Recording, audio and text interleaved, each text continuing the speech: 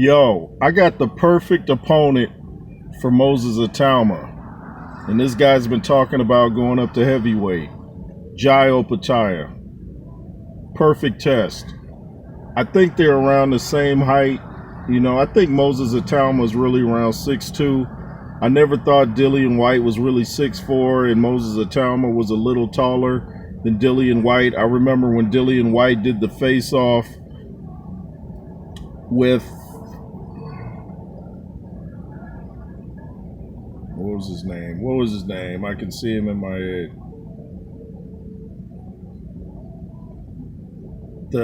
What's his name? He's Rivera, something like that. Who's that heavyweight?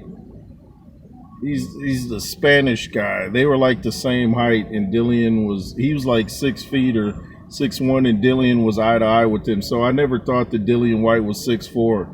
So I think Moses Itauma's like 6'2", 6'3", and Opetaia 6'3", 28 wins, 22 losses.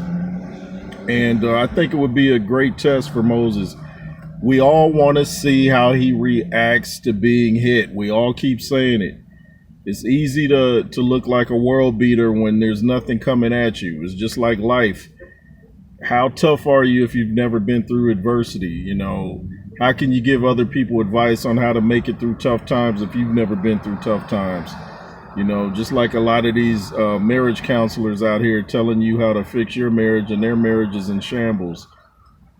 You know, so he's got to be tested, and what better guy to test him than Opetaia? And if not him, Richard Torrez Jr. I'm always saying Richard Torrez Jr. You know, that'd be a battle of speed right there, wouldn't it? So either Opetaia or Richard Torrez Jr. would be a great test, because both guys got power. And Richard Torrez has some fast hands, and you know, Richard Torrez might be a little shorter than Moses Itauma, around the same height. I'm not sure, but either one of these guys would pack the house. And I would want to be in attendance for that. I really would. Opetaia has a great fan base, you know, and when you got a big fan base, you know it's going to be lit, because all your fans bring that energy, and it's something that would really feed into the hype of Moses Itauma. Can you imagine if Moses knocks both of these guys out? And I mean, and he can stand up to a combination, because Richard Torrez Jr. throws a lot of combinations. So can you imagine throwing some combos at Itauma? He just eats them up and just finishes them. We'll be like, whoa, we got something here.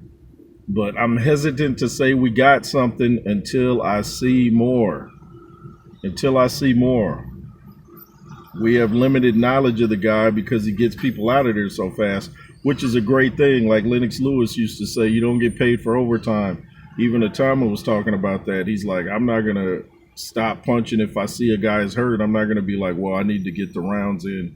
You might as well get it over with if the guy's injured, you know? So, yeah, that's the fights I would like to see.